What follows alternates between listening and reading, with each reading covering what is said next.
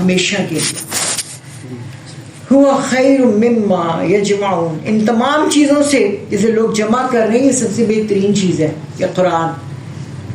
ہم لوگ کیا جمع کرتے ہیں؟ یہ بھی کر لیں، وہ بھی کر لیں، وہ بھی کر لیں، گھر کی چیزیں چینج کر رہے ہیں. رمضان آنے والے ہیں، رمضان آنے والے ہیں. رمضان میں اللہ تعالیٰ نے کیا فرمایا ہے کہ اپنے آپ کو کم کر لو، یعنی کہ کھانا پینا بھی کم کرو، اپنے نیند بھی کم کر لو. زیادہ تر میری ملاقات میں تربیت کا مہینہ ہے. تو لیکن ہم کیا کرتے ہیں؟ ہم ٹیبل زیادہ سجاتے ہیں، بہت زیادہ. ہمارا تمام کام ہمیں شیطان کا بہکاوا ہے نا کہ تمام وقت وہ ہمیں کھانے پینے میں لگا دیتا کہ اس کے فلانے نے یہ کھانا ہے، روزہ کھولتے وقت افطار کے فلانے نے یہ کھانا ہے، فلانے نے یہ کھانا ہے، اس کو یہ جوس پسند ہے، اس کو وہ جوس پسند ہے. ہم اسی میں لگے رہتے ہیں. ہماری عبادات کہاں گئی؟ یہ تو رحمتوں کا مہینہ ہے، یہ تو برکتوں کا مہینہ ہے. تو برکت کا ہماری برکت بھی گئی، ہماری رحمت بھی گئی اسی چیز میں کہ ہم ذکر اذکار بھی نہیں کر سکتے، ہم وہ کھانے پینے میں لگ گئے. تو یہ تو رمضان کا حق ادا نہ ہوا، یہ تو ان چیزوں کا حق ادا. ہم اللہ تعالیٰ کہتے ہیں کہ وہ چیزیں جمع کرو جو تمہارے لیے فائدہ ہے. وہ کون سی چیزیں؟ ہم لوگ پڑھتے ہیں ربنا آتنا فی الدنیا حسنۃ وفی الآخرۃ حسنۃ وقنا عذاب النار. تو ٹھیک ہے کہ ہم آگ سے بچاؤ کے لیے اللہ تعالیٰ سے دعا کرتے ہیں. اب یہ جو باقی کی دعا ہے وہ کیا ہے؟ ہمارے اندر کون سی نیت ہوتی ہے وہ دعا مانگتے ہوئے؟ کون سی نیت ہونی چاہیے؟ ہوتی کون سی نیت ہے اور ہونی کون سی نیت چاہیے؟ ہوتی یہی ہے کہ دنیا کی بھلائیاں مانگ رہے ہیں، آخرت کی بھلائیاں مانگ رہے ہیں. لیکن اصل میں یہ دعا ہے کہ اللہ میرے سے دنیا میں وہ والے کام کرا لینا، سنتی کام کروانا، اپنے حکم کے کام کروانا کہ وہی کام میرے آخرت میں جمع ہو جائے. دنیا کی بھلائی میں میں آخرت بھی جمع. اب آخرت کے لیے علیحدہ تو اللہ تعالیٰ نے جگہ نہیں دینی، علیحدہ ٹائم تو نہیں دینا کہ اتنے سال تم دنیا میں جی لیے ہو، اب 2 سال اور جی لو، آخرت جمع کر لو. ایسا کچھ نہیں ہے. دنیا میں ہی رہتے رہتے ہم نے آخرت جمع کرنی ہے. جو کام روزمرہ کے جتنے کام ہیں نبی صلی اللہ علیہ وآلہ وسلم کی سنتوں پر عمل کر کے کریں گے تو کیا ہوگا؟ ہماری آخرت میں جمع ہو جائیں گے آخرت کے لیے. تو اور اتنا ہی ثواب بھی ملتا، اتنے ہمارے درجات بھی بلند ہوتے چلے ہیں. لیکن ہم دنیا کے سارے کام کرتے ہیں، ہر چیز کرتے ہیں، لیکن ہمارا آخرت کی طرف توجہ ہی نہیں ہوتی. لہذا اگر ہم دنیا اور آخرت میں عزت پانا چاہتے ہیں تو اس کا ذریعہ بھی یہی کتاب ہے، قرآن پاک. حدیث میں آیا ہے، نبی اکرم صلی اللہ علیہ وسلم نے فرمایا اللہ تعالیٰ اس کتاب کے ذریعے کچھ لوگوں کو بلندی عطا کرتے ہیں اور کچھ لوگوں کو ذلت و رسوا کر دیتے ہیں. کیوں ذلت ملتی ہے؟ ابھی وہ اس کا حق ادا نہیں کرتے اور اس میں سے ٹیڑھ نکالتے ہیں، وہ متشابہات کے پیچھے پڑ جاتے ہیں. وہ چیزیں نہیں، کیونکہ متشابہات کو تو منع فرمایا اللہ تعالیٰ نے، متشابہات کو شروع میں منع فرما دیا کہ اس میں 2 چیزیں ہیں، احکامات ہیں اور متشابہات ہیں. تو تم احکامات کے پیچھے تو پڑھنا، کھوج لگانا، لیکن متشابہات کے پیچھے نہ پڑھنا، کیونکہ تمہیں شیطان متشابہات کے پیچھے ڈال دے گا، تمہیں بے راہ رو کر دے گا. اس کی پوری کوشش ہوگی لیکن تم نہ کرنا. ٹھیک ہے، تم حکموں پر رہ. اور جب تم متشابہات کی طرف تمہارا دماغ آئے اسی وقت اعوذ باللہ من الشیطان الرجیم پڑھ لینا تاکہ شیطان سے بچاؤ ہو جائے. لیکن ہم کیا کرتے ہیں؟ متشابہات ان کی طرف ہی متوجہ رہتے ہیں. اسی لیے پھر کیا ہوتا ہے کہ کوئی چیزیں تو بلندی کا باعث بنتی ہیں لیکن کچھ ذلت و رسوائی، کیونکہ حاصل کچھ بھی نہیں ہوتا متشابہات کے پیچھے پڑیں گے. ہمیں وہ حکم بھی ہمارے در، کیونکہ شیطان بہکا دے گا، ہمیں حکموں کی طرف آنے نہیں دے گا. تو پھر کیا ہوا؟ ہمیں لاس ہو گیا نا، بہت بڑا لاس ہو گیا کہ ہم حکموں کی طرف نہیں آئے، متشابہات کے پیچھے پڑ کے تو ہنسی مذاق کر لیا. ٹھیک ہے، اب یہ ہم پر منحصر ہے کہ ہم اس کتاب کے ساتھ کیا معاملہ کرتے ہیں. آیا یہ ہمارے لیے بلندی عطا کرنے کا ذریعہ ہے، بلندی حاصل کرنے کا ذریعہ بنتا ہے، یا پھر اگر ہم اس کے لیے پرواہ نہ کریں اور ہم اس کو اہمیت نہ دیں اور ہم اس کے لیے اپنی جان نہ کھپائیں. اللہ تعالیٰ نے کیا فرمایا؟ جان کھپاؤ اس کے لیے کیونکہ ایک دفعہ اگر سمجھ نہیں آتی پھر دوسری دفعہ پڑھ, پھر دوسری دفعہ سمجھ نہیں آتی, تیسری دفعہ. ہم لوگ تو ایک دفعہ جب قرآن پاک کو خود بھی پڑھ لیا کسی زمانے میں تو ہم نے کہا ہم نے حق ادا کر دیا. ہم بچوں کو بھی ایک مرتبہ پڑھا کے کہتے ہیں حق ادا کر دیا. ہم تو نہیں بار بار پڑھاتے کہ اس میں کھپاتے تو نہیں, اپنی جان تو نہیں کھپاتے. تو پھر انجام کیا ہوگا اگر ہم نے اپنی جان نہ کھپائی تو؟ جی ہم نے اسے بلایا وہ بھی ہمیں بلا دے. اللہ تعالیٰ بھی بلا دیں گے ضرور, کیونکہ اللہ تعالیٰ تو نان مسلمز کو بھی دیتا ہے, جو کافر ہے, جو موجوسی ہے, جو سورت پرست ہے, ان کو بھی دیتا ہے, روکتا تو نہیں. ہاں تو ہمیں دے گا تو صحیح, لیکن آخرت میں ہمارا کوئی حصہ نہیں ہوگا. دعا کریں کہ اللہ تعالیٰ ہمارے لیے اس راستے کو ہر مشکل دور کر دے اور ہمیں اسے نعمت مکمل مل جائے جس مقصد کے لیے ہم یہاں آئے ہیں.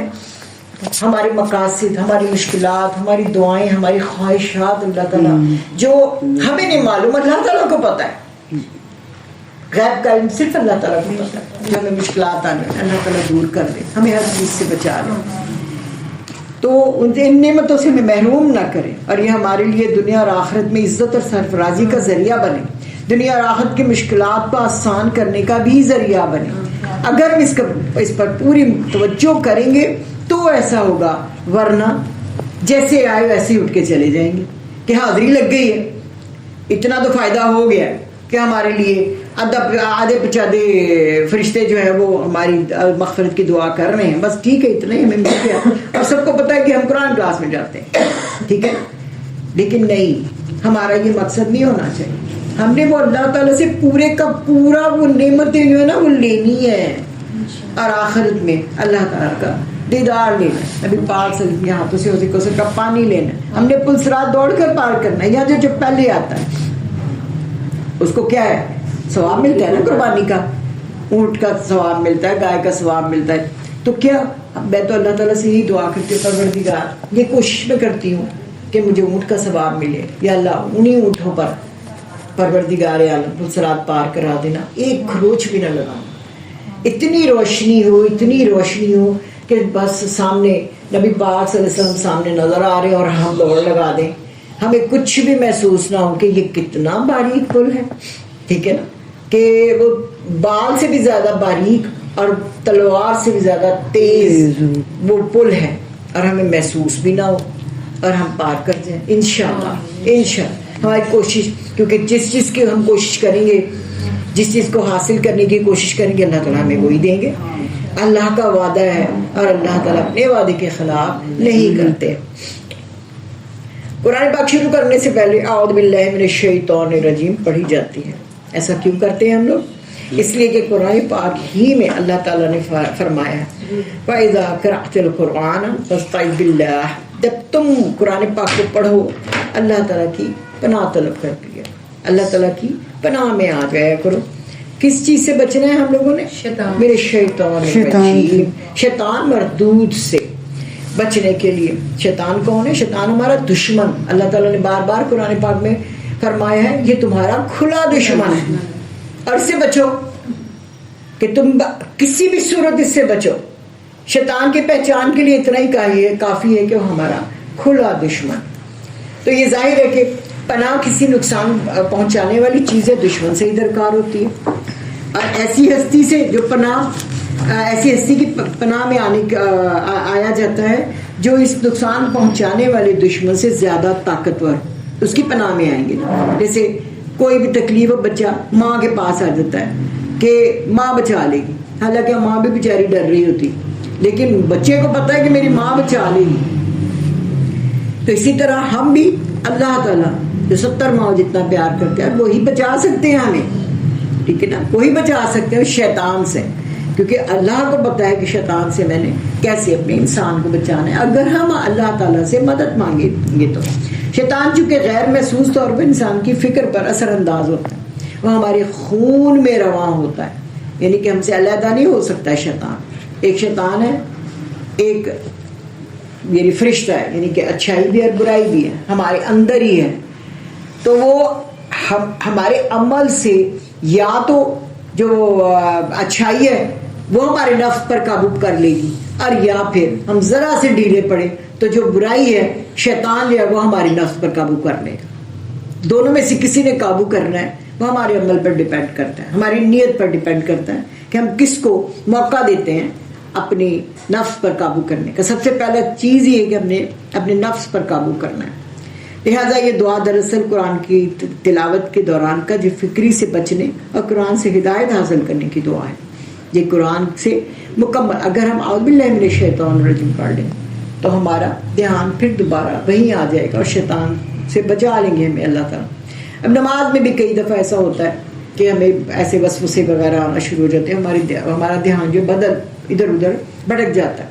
تو پھر اس وقت بھی خاموشی سے تلاوت بند کر دیں, اعوذ باللہ من الشیطان الرجیم پڑھیں کہ اللہ تعالیٰ سے دعا کریں, اللہ تعالیٰ تو ہی بچا سکتا ہے. اللہ تعالیٰ ضرور بچاتے ہیں. جب بھی ہم اللہ تعالیٰ سے مدد چاہیں اللہ تعالیٰ ضرور مدد کرتے ہیں. اور یہ وہ دعا ہے جو اللہ تعالیٰ نے خود اپنے بندوں کو سکھائی اور اسے پڑھنے کا حکم بھی دیا کہ یہ وہ دعا ہے کہ جو اللہ تعالیٰ نے اپنے بندوں کو سکھائی ہے باقاعدہ. سب سے پہلے کہ جب قرآن پاک کو شروع کرو تو اعوذ باللہ من الشیطان الرجیم پڑھ لو, تاکہ تم پورے قرآن پاک کی جو مٹھاس ہے اس کو لے سکو, اس کے مطلب بھی سمجھ سکو, اس میں حلاوت ہو وہ بھی سمجھ سکو, ہر چیز تمہیں مل جائے انشاءاللہ. جب اللہ تعالیٰ نے ہمیں پیدا کیا تھا تو فرشتوں اور جنوں کو حکم دیا تھا کہ وہ انسان کو سجدہ کرے.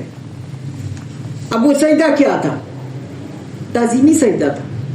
اب دیکھیں نا, ہم اگر کوئی چیز بناتے ہیں, کوئی اچھی ریسیپی کے بناتے ہیں, تو ہم جب کسی کو چکھاتے ہیں تو وہ کس کی تعریف کرتا ہے؟ ریسیپی کی نہیں کرتا, بنانے والے کی تعریف ہوتی ہے اصل. اب شیطان جو تھا اس چیز کو سمجھ نہیں سکا. شیطان جنوں میں سے تھا, اس نے اپنے رب کے حکم کی نافرمانی کی اور انسان کو سجدہ نہیں کیا. وہ حسد میں آ گیا کیونکہ وہ یہ سوچ کے بیٹھا ہوا تھا کہ اب یہ تو خلافت جو تو مجھے ملے گی. اب ہوا یہ کہ یہ ایک ایسا بچہ تھا اس کے ماں باپ جو تھے کسی وجہ سے مر گئے, اور اللہ تعالیٰ ایکسپیریمنٹ کے لیے اس کو آسمانوں پر لے گئے کہ صحبت کا اثر کتنا ہوتا ہے. اب یہ پلا بڑا میں فرشتوں میں, اور یہ اتنا خوبصورت تھا, ہاں جی, اتنا خوبصورت تھا کہ گولڈن کلر کا, بہت خوبصورت. اس کو اللہ تعالیٰ نے بہت شاندار جگہ بھی دی ان میں, اور اس کو ہر چیز عطا کی. اب یہ کرتا کیا ہے؟ اب شیطان فرشتے جو ہیں وہ تو اللہ کے حکم کے تابع. اب اللہ تعالیٰ کو خیال آیا, کیونکہ اللہ تعالیٰ کو پتا تھا غیب کا علم تو اللہ تعالیٰ کو پتا تھا. اب انہوں نے اپنی جو صفات تھی اس میں نہیں ڈالی جنوں میں, ٹھیک ہے نا. اللہ تعالیٰ نے کہا کہ میں نے ایک ایسا خلیفہ بنانا ہے اپنا جن میں اپنی صفات ڈالوں. اب 99 نام ہم پڑھتے ہیں اللہ تعالیٰ کے, وہ سارے صفاتی نام ہیں. تو انسان جب اللہ تعالیٰ نے آدم علیہ السلام کو بنایا تو اپنا روح جب پھونکی تو اپنے صفات بھی وہی تھی, صفات ہی پھونک دیں ان کے اندر ڈال.